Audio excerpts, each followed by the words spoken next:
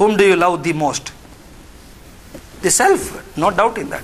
No, Swamiji, I think I love my wife, because your wife. If tomorrow she says goodbye and goes after someone, do you love? No, and then I won't love. I will curse her every day. But Swamiji, more than wife, I love children, my children. You love your children. That's important. And after 5 years, the child is born. 5th year, you are playing with him like this. Some friend of yours slowly told, before marriage, I have seen your wife, and I doubt this boy's features match with that fellow. That's all damn. You idiot, you bloody fellow. Why? Where was the love? My children, my wife, my country, my society, my people. Before anything, I love myself. And anything which comes very close to me, I love that.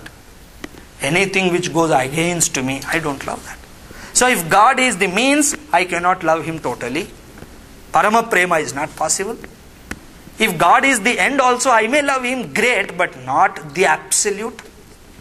If God is realized by the Shravana, Manana, Nididhyasanam, that God is yourself. The self in you, the you is God. The I in me is God. Then the love for I is greater than anything, and all that love is on Him now. So that Parama Prema is called Bhakti. So that is what is presented. And after this, God speaks of many things. In this 12th shloka, it's a very naughty verse. It gives again so much of confusion. He says, Shreyo hi jnanam abhyasat jnanat dhyanam visishyate dhyanat karma phalatyagam tyagat shantiranantaram. Here he says, more than abhyasa, jnanam is sreshtam, great. And jnanat dhyanam visishyate, more than knowledge, meditation is great. And more than meditation, karma phalatyagam is great. Karma phalatyagam is leaving, offering all the results to Lord, that is great. And Shanti follows the karma phalatyagam. It's a very confusing verse, which I will take only 5 minutes. Beyond 5 minutes now I cannot teach. Time is constrained. So, every word here, you should not apply your meaning to it now. These are all technical words and have a special meaning. The general meaning, if I take as it is, that more than abhyasa, jnanam is important. And more than jnanam, meditation is important. More than meditation, karma, phala samarpana is important. If I take the original meaning as it is, then all the above said verses are to be cancelled. Because in the above said verses, what is the highest? Yeah. What is the first one? Karma phalatyag. Now what is this Krishna? What happened to him? All this time he was making some sense. Suddenly what happened? What happened inside? That he is saying karma phalatyagam is greatest. No. Here there is subtle thing. There are some naughty verses in Gita. These are called naughty, grandhi shlokas. These grandhi shlokas are highly technical in nature. Because why this naughty verse is used in Shastra now and then is to drag your attention. Understand this? To drag the attention of the person, because it is very important to understand this.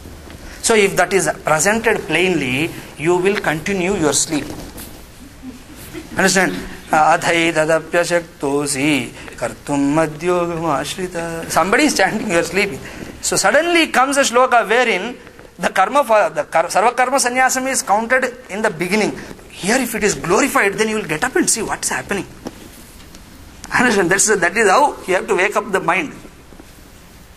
All now till now it was going in a proper way. Suddenly improperly organized shloka, you will get that.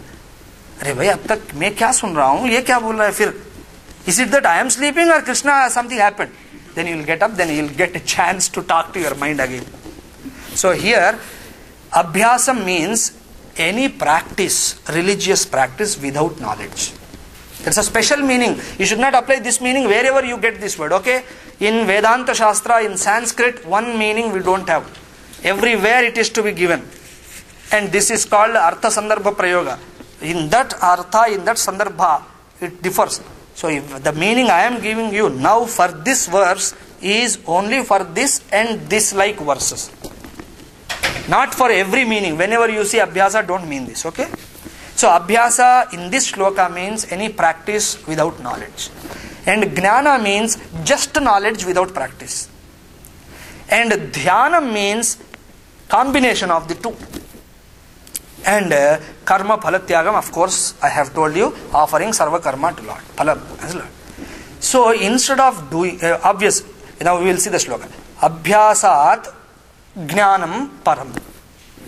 Doing something without knowledge will not generate an attitude.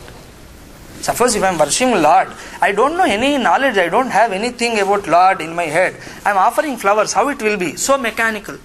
Because understanding and knowledge will give rise to an attitude.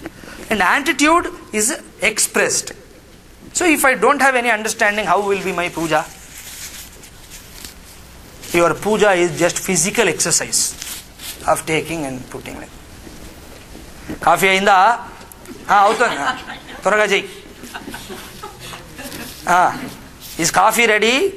That fellow is offering flowers and asking, is coffee ready? Is there 10 more minutes? Then one more stotra. He has no love. Understand why? No understanding. So always knowledge is above an activity with no knowledge. Why? Swamiji, some activity is there. No, there is a problem. Minus knowledge, the activity becomes mechanical. Once it becomes mechanical, then it is difficult to break it. So spiritual things, if they become mechanical, worst thing of life it is.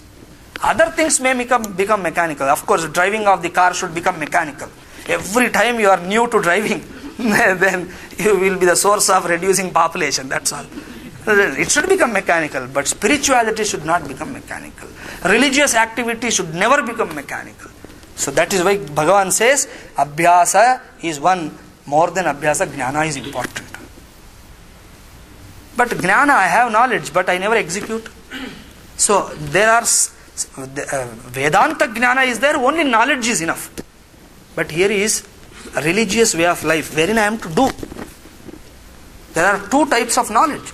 Suppose if I have a thing with me, this paper, kerchief, napkin, if I hold this like this, and I forgot.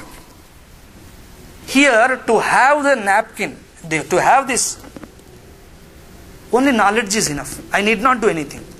Hey, where is that? Swamiji, in your hand. Oh, enough. Okay. But suppose if I am to get that tabla, there, by knowing tabla is there, that's not enough. But knowing should be followed by going.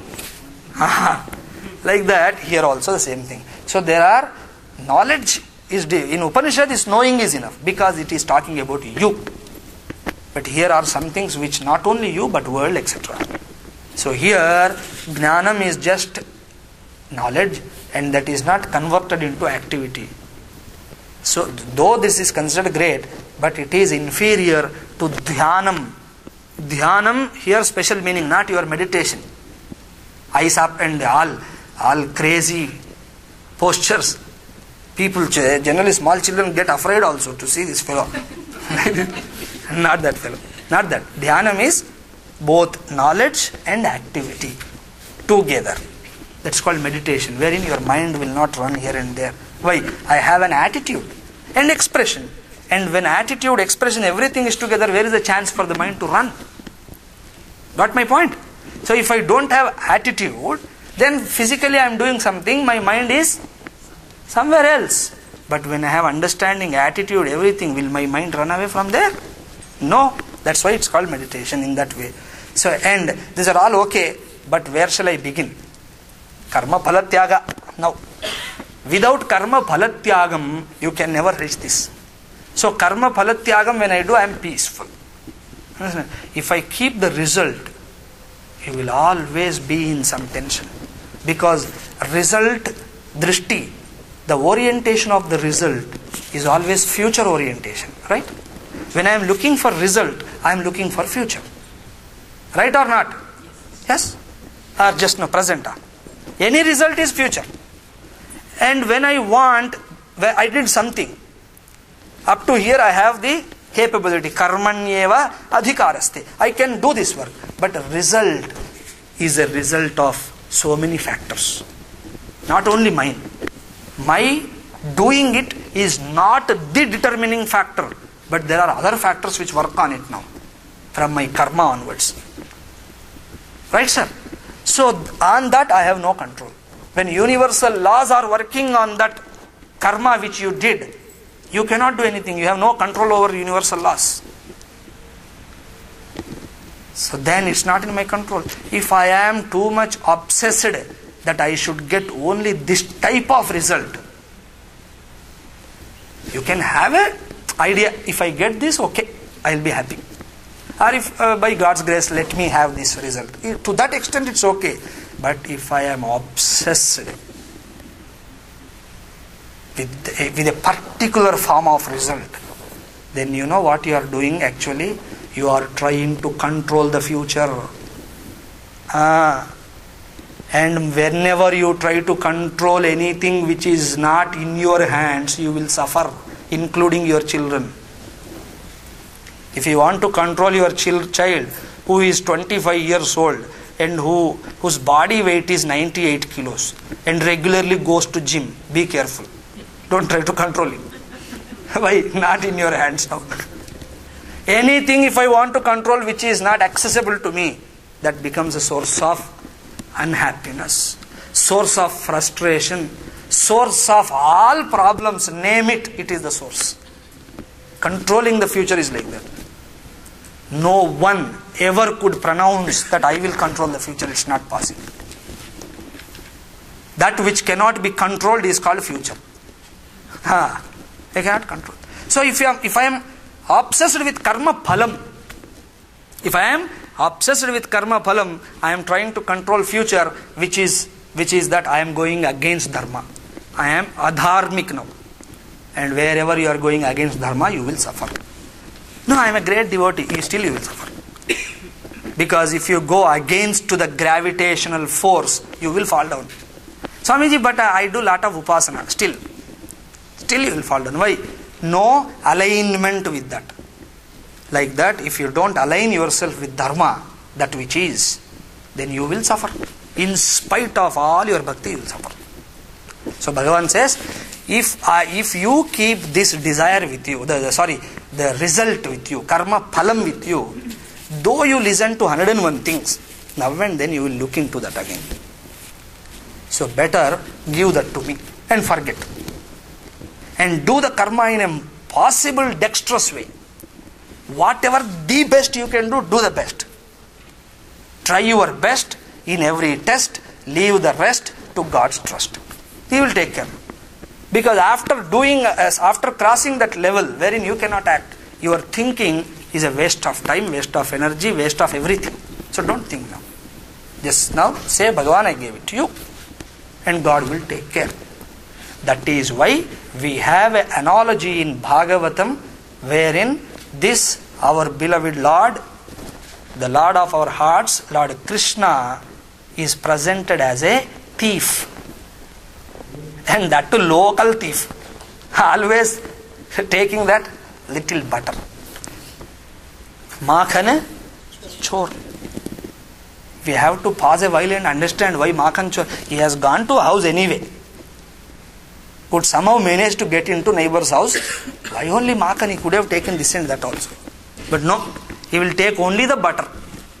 Why this boy is obsessed with butter? It is not the butter, my friends. It is karma phalam. It is karma phalam. So there is a cow. First action is washing that. Second, milking it. Then you have to make it a curd, putting something. And after it becomes a curd, you will churn it. And after churning, the end product is butter. So the end product of action is called karma phala. So Krishna says that I am not a thief. I am not taking them from their houses, but that is mine, he said. How can that be yours? It's not your house. No. Call that lady. Hey lady, the moment you got up, what did you say? Krishna, Krishna. Did you say or not? Yes. When you are washing the cows, what you are saying? Krishna, Krishna, Krishna, Krishna. Right? And when you are milking, what was you singing? Some Krishna Kirtana. Then when you are making this milk into a curd, what is your thought? Krishna. And when you are churning, again Krishna. So when everything is done, keeping me in mind, the end product is mine. Because all action you are thinking of me and it. And finally when you are collecting that butter into a pot, Krishna, Krishna, Krishna. When you are trying to tie or put this pot on such a length wherein I cannot reach, what you are saying? Krishna, Krishna. So everything you have thought of me every moment, then karma phala, even if you don't give me, because you had that divine thought, I will plunder it from you.